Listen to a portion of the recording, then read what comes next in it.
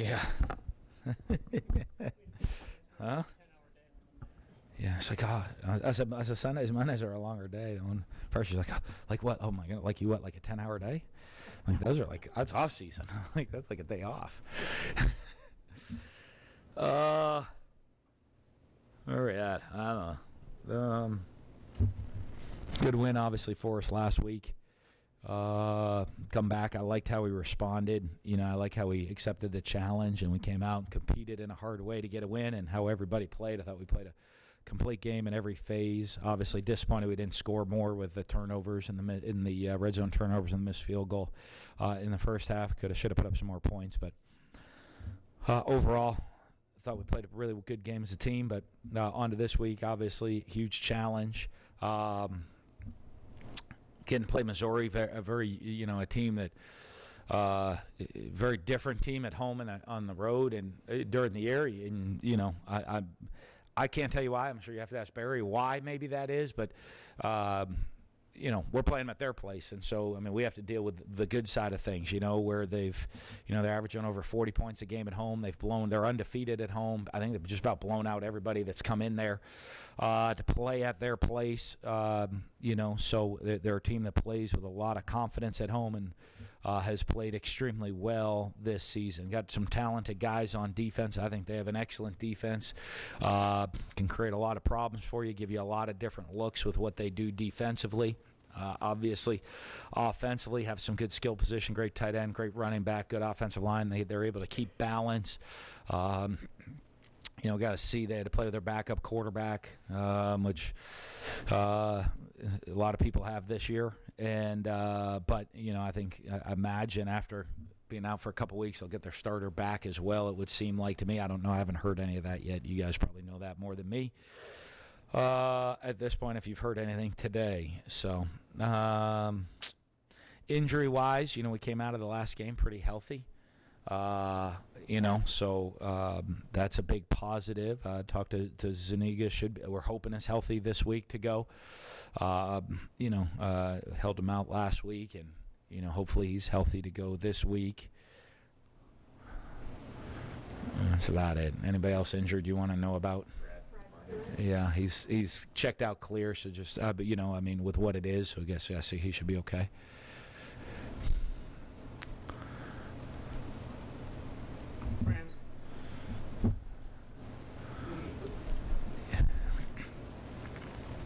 Third quarter, 7 for 7 for Trask, 188 yards, 2 running plays for 28 yards for Emory. Every single play was either a touchdown or a first down. Have you ever had a quarter like that before? Probably, but I don't really know. I didn't even notice. I didn't know that till after the game. I'm kind of always on to the next play, the next series, the next possession, what goes on. And I think they said someone said we averaged like 25 yards per play in the third quarter and 28 points. No, but it was great execution. I think we just came out, executed clean, and then guys made plays that were there to be made. We talked about it at halftime. I thought we played really well in the first half. We kind of stopped ourselves, with a mistake or an interception in the first half. And I got on the guys. I said, hey, we don't need to change a whole lot. We just need to finish. And we seemed to finish every single play in the third quarter, not just the drive. So that was a good thing. That was pretty hot play calling, though, because everything worked. Yeah, we threw a hitch and the guy made a guy miss and ran 60 yards. So I could pat myself on the back on that one. That was good players making. That was our guys making plays more than like the play calls. I think it was our guys executing, the guys making plays more than anything special that we did as coaches. Mark, what is the challenge of playing in Columbia at 11 a.m. In November? That's not Florida. That's why we live in Florida. I was looking at their temperature right now. It's like 22 and snowing. Huh? Be 8? Yeah. It's like cold. But it's a dry 8, I've heard. Right? It's a dry cold. No. No, you know what? It'll be what it'll be. You got to go up and you got to play. To me, an early morning kick. We've played some early morning kicks. I like it. Get up and go play. If you're a competitor, I don't care. Like I said, I don't care. Put the ball down at 2 o'clock in the morning in the middle of a parking lot, let's go play. And if that's not your mindset, I mean, you're not really a competitor. I don't care about the situation, the atmosphere, where we're in. Competitors want to go play no matter what the situation is. So get ready to go get up there, go and find a way to get a win. Do you prefer, when you're on the road, to play early as opposed to sitting around the hotel all day? Yeah, well, I mean, I think this. I think, with game times, the benefit is I think we've had some late road games this year, and it's not as much the concern of sitting around the hotel all day. I mean, it's just you're at just different hotels. Sometimes they're really nice, and sometimes aren't as nice. I mean, I guess it's kind of like, here, right? Right? That's Captain Obvious. That was a pretty Captain Obvious one, right? For your hotel choices. But, it's more the travel and getting home. I think it's the wear and tear when you're playing multiple games, getting home at 4 o'clock, 4:30 in the morning. I think that really takes a toll on guys, both physically and football, and I think, mentally and academics. And so I don't think that's always that healthy. So I'm glad we've had a bunch that we've gotten home. I've had the night road game, so it's great to have an early road game. First, you kind of set me up, said put the ball down at 2 a.m. It was last year after that Missouri loss when you gave the whole, if you want a thumb wrestle speech, I'll beat you right now. Yeah. How did you see the guys respond to that following week? And I think you reeled off 10 straight after that loss. We did? Well, then they responded good. No, I think it is. I think it's guys learning about just making sure they understand what it means to be a competitor sometimes, and how to handle it and to how to focus on what's important. I think there's so much that goes on around, these guys have so much going on around them, so much pressure, so much outside noise. They're young kids playing the game, of whether it is, all the pressures from families, pressures from everybody back home, expectations, that come. I mean, these guys, now it starts with recruiting. I mean, everybody's so hyped up in recruiting and, all of this. And so those pressures come with all of that. And then, you're a student athlete. You're here trying to at one of the premier academic schools in the country, and you're competing in the classroom. Pressures of getting better. And then, hey, okay, well, I want to go win the championship. And I think after the last years when we played them, we just, I think we've kind of been eliminated from being able to play for the championship pretty much. And you weren't focused on what's important, which is if they're going to keep score, on compete. The motivation you need to go play the game is they turn the scoreboard on and someone keeps the score. That's the only motivate. I mean, you don't need any more. I mean, if you need more motivation than that, I mean, you're not much of a competitor. But I think our guys maybe were, they're being pulled in so many directions and forgetting the aspect of we got to show. Hey, that foot hits the ball next Saturday. They're gonna keep score, and we want to win. And so we got to do everything in our power to make that happen. And, and how we practice and how we prepare and all of that stuff. And that's what's important. And if you lose focus on that, that's when you can start to not play well. And then after going back and watching the tape, how would you evaluate Ethan White and Mahmoud? Boy, Ethan, I thought played really well. I thought he did a great job. I kept kind of joking with him. I told him, I said, hey, if I were you, I said, you're right there. If you're playing the right guard, you're between, Gene and Nick, right? And if you come off the field and you mess up and Hevesy starts yelling at you, I'd be like, I don't know, Coach Gene told me to do that or Nick told me to do that. I'd throw everybody under the bus and just be confident so he doesn't yell at you. And he thought that was pretty funny. But I just think a lot of it was, he was able to stay relaxed. He was able to confident. He prepared the right way, played with confidence, and I thought he played really well. Mahmoud's a great example for guys. Talk about this with our team. Everybody gets worries about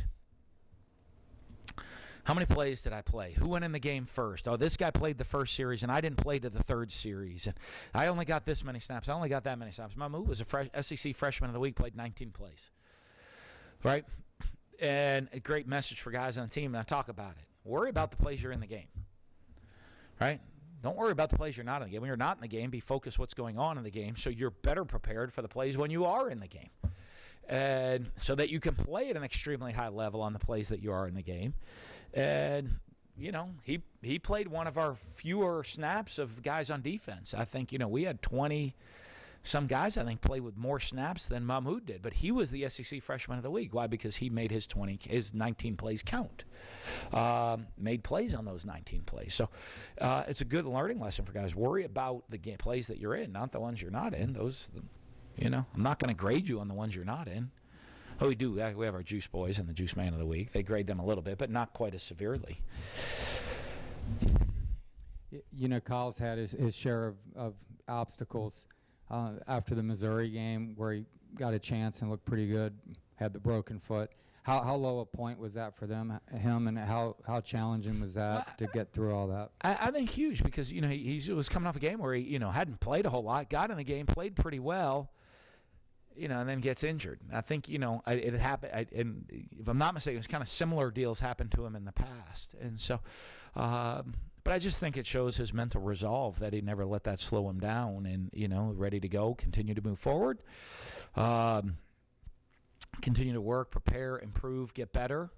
And he played a pretty good game Saturday. I thought he did okay.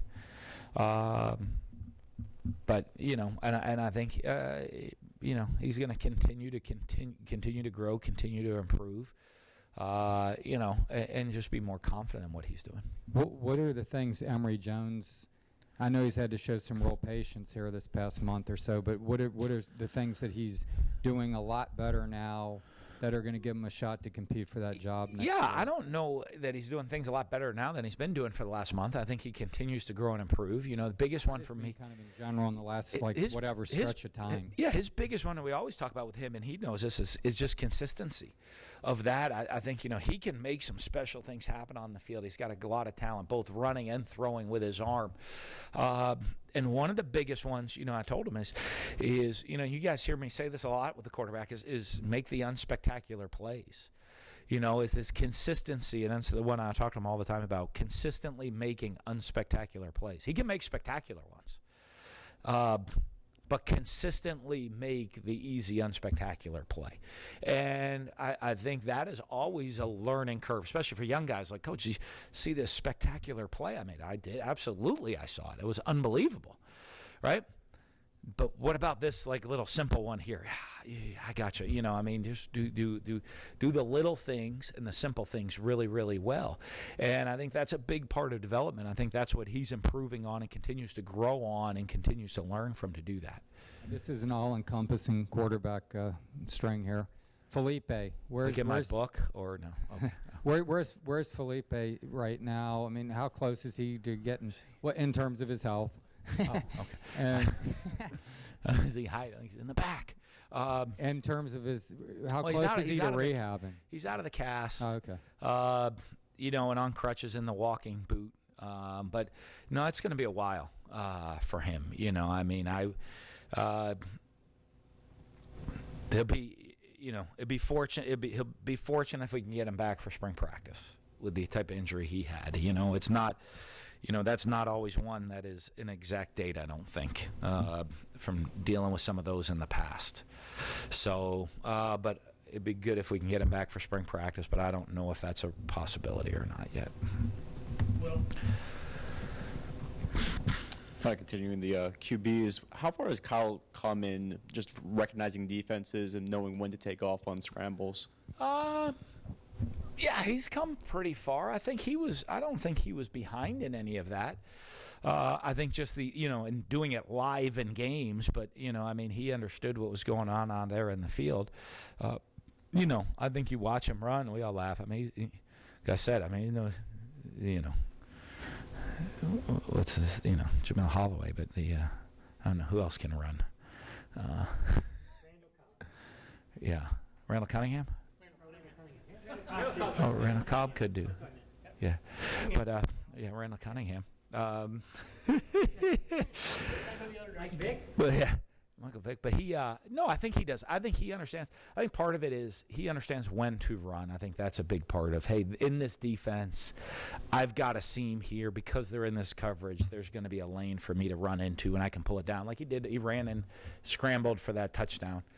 on Saturday. Slid in the pocket, moved, knew the route call we had when he stepped up. There was, there were man coverage. There was nobody had him, and he could kind of walk into the end zone. So I think he's gotten a little bit more comfortable. I think a lot of that just comes with the processing of information, of understanding the completeness of the offense. Of, okay, here's the defense, here's the play called. Oh, if I'm here and there's no one in front of me, there's no one going to show up in front of me either because of what we have called here. I can go run. And Damian Pierce, I think that was like the first time you guys got him involved early in the passing game. I think he had like 2 catches in just like the first quarter alone. Yeah. What kind of like led into that for him? Like what kind of changed for that? He was on the field when we called those plays. To be perfectly honest, like Greg rolls those guys through. I got on everybody. I wanted to get everybody in the game early. I wanted to get. I think we're better that way. Of getting guys in. I think some of the games we've kind of. We haven't rotated guys in fast enough and early enough in the course of the game, and I wanted to get guys in early. And he was in there, and he caught it too, which was good. He's not the biggest target to throw to, so. But he did a good job catching it. It was a really good run after the catch as well. I think it was really more that of me getting on the coaches, the individual coaches, I wanted guys rolling into the game early and getting into the flow of the game early, and I think at times this year we haven't done a good enough job of that. Robbie, why did Heggie miss the game, and is he cleared to play this week? He ended up coming in with headaches during the week, and so he didn't play. And so, but we'd expect him back this week. He wasn't on the report as being out this week, so they expect him to be able to go this week. Matt. I'm sure you saw Chad Morris got fired at Arkansas yesterday. That's 2 high-profile coaches, not even given 2 years. Is that, do you think, just kind of where the sport is right now? Well, I guess, that's more a question for probably Scott than me, right? I'm worried about winning this week, so I don't add to that list. I'm in my year 2 too, so I guess we'll see. I'm sure Scott's evaluating how I do this week. No, it's a bad joke. It's not funny for those guys. I think one of the things, and it is a tough deal, and I think it's a tough profession that we're in. It's a difficult profession. I think, one thing, I think people that don't know, they don't always look at how it affects, who it affects. It affects a lot of people. It affects an entire coaching staff that moved their whole family, picked up their whole family and moved their whole family to a town. It affects young kids that, hey, not just my dad, there's a lot of people. It's not like, the head coach get fired. Usually there's probably going to be maybe 15 to 20 families that get their life, that had picked up their lives, moved their whole family there to invest, and now their family's has to be uprooted and moved again, and have to deal with that in a family situation. So it is, I think, a very, very difficult deal. But I always say that. Being a college football coach, it's a way of life more than a job. And you know what? As a way of life, your entire family has to be invested in that, and because it has its toll on everybody. And so, it's a shame. I know Chad. I think Chad's a good guy. I've known him since he was at Stephenville High School, and a really good football coach. So, I feel for him and his family and all the coaches' families that are there. That's a tough deal, but it is a high-profile, high-pressure job that we're in, and people expect results, and so I guess that's becoming the norm.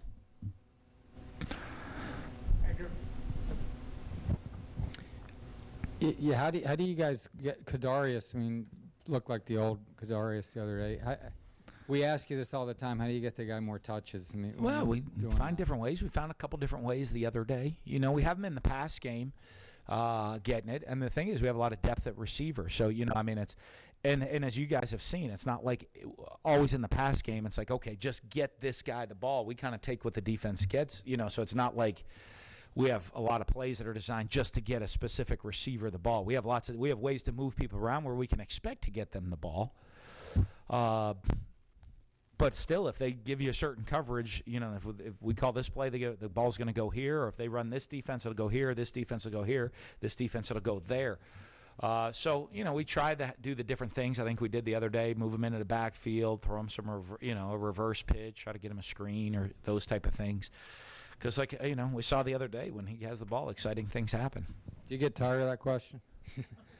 No, because Okay, we good. try to do it. I mean, we actually sit there and we have, our get it to plays that we can put in, and we try to put them in each week, right? Put him and Emory in the backfield together, exciting things are going to happen. And something, maybe good, maybe bad, but it's going to be exciting. You mentioned hours earlier, 10 hours, whatever, made a joke. How many hours do you guys put in on like a game week? I mean, like back with Tony's Sperano said they work Monday, Tuesday, Wednesday, Thursday. I think he said it was 17-hour days. Yeah, I don't which know is we go as insane. much as that. I mean, I don't know. I'm usually here.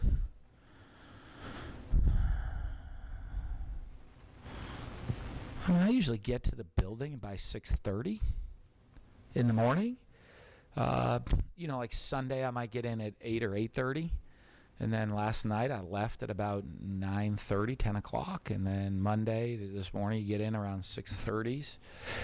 And we get out of here about 9:30 or 10. And then, as the week goes, you get a little bit less, I guess. But, it ends up happening. So, most days, pretty much every day I'm at 6:30. And then, as the week goes on, you start finishing meetings at 8. And then you make recruiting calls from 8 to 10. So, basically, mostly like 16-hour days, 6 to 10.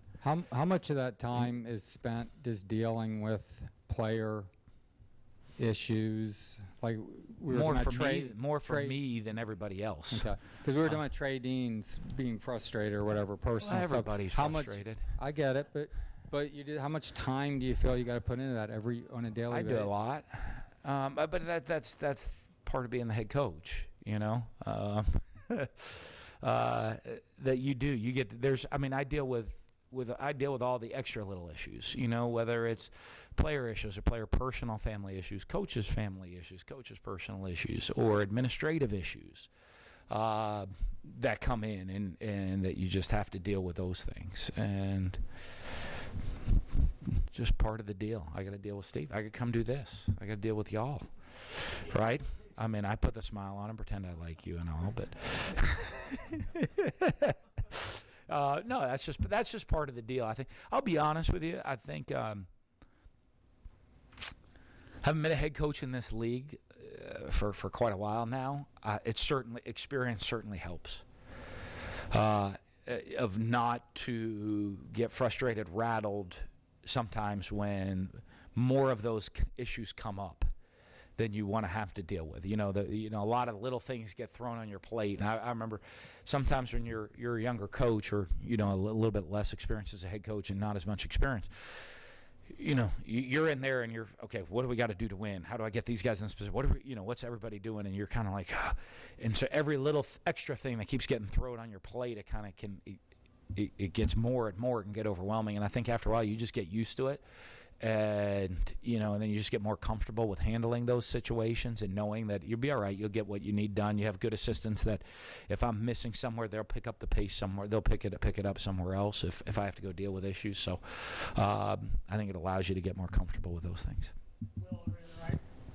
You mentioned Felipe earlier. It's a weird position that you guys may be in next year with Felipe and Kyle Trask performing so well and Emory Jones being a big-time recruit. How often have you guys addressed that situation with those three guys as far as going ahead into the future or having separate conversations with them? Boy, I'm trying to get us through this week and get a win this week, so we haven't even thought about that yet or even addressed that. I think everybody's focus is on this game. I think those are things you address when you get little breathers of what's going to happen when you have your player meetings, and I'll do those in December and January.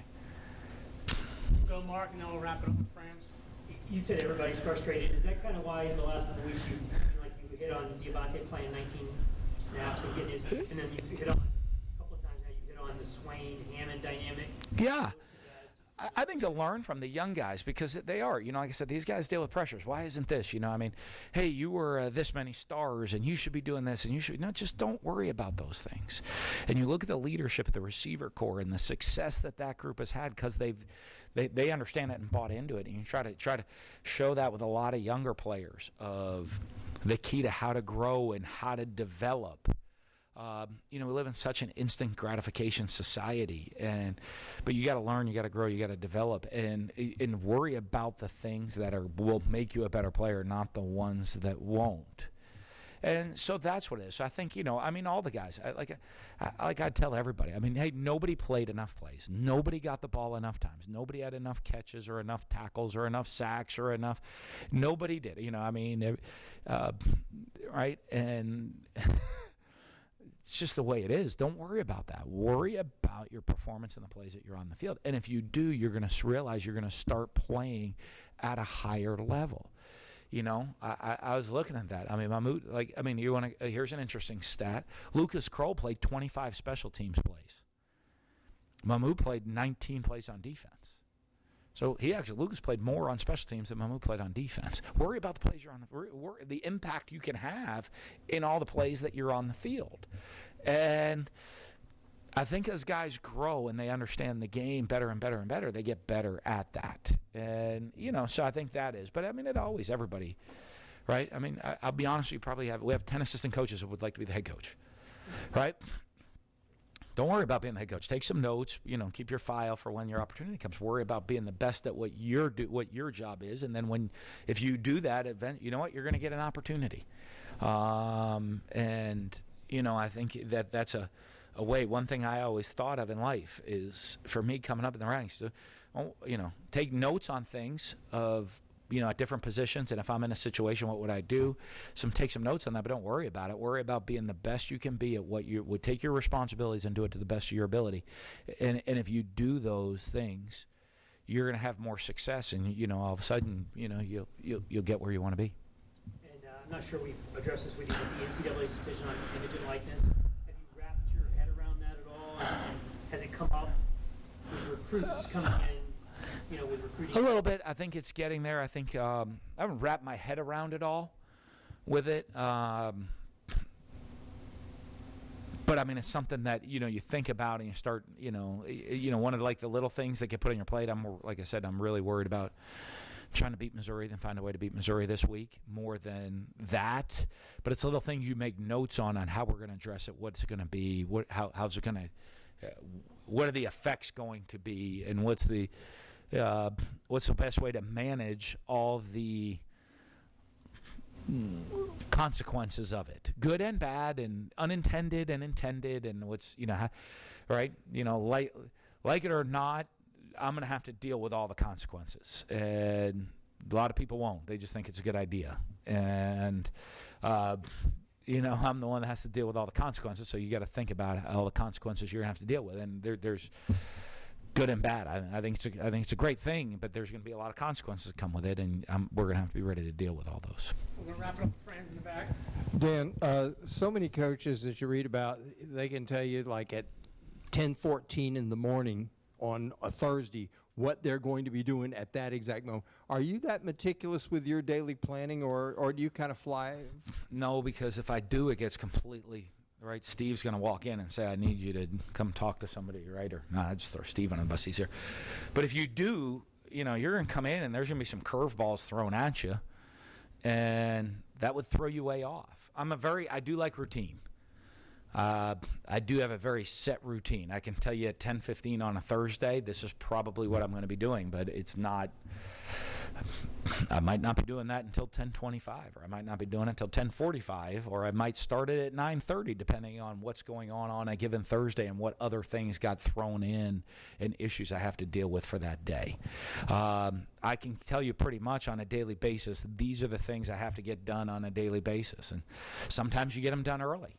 And there's a little bit of free time. And other times there's a bunch of curveballs got thrown in and you're scrambling to get it done. So that's kind of how it is. So I'm meticulous and I know what has to get done each day, but I'm not that it has to be so structured that I can't make adjustments for all kinds of other things that are going to get thrown my way that I wasn't expecting. Thanks, guys.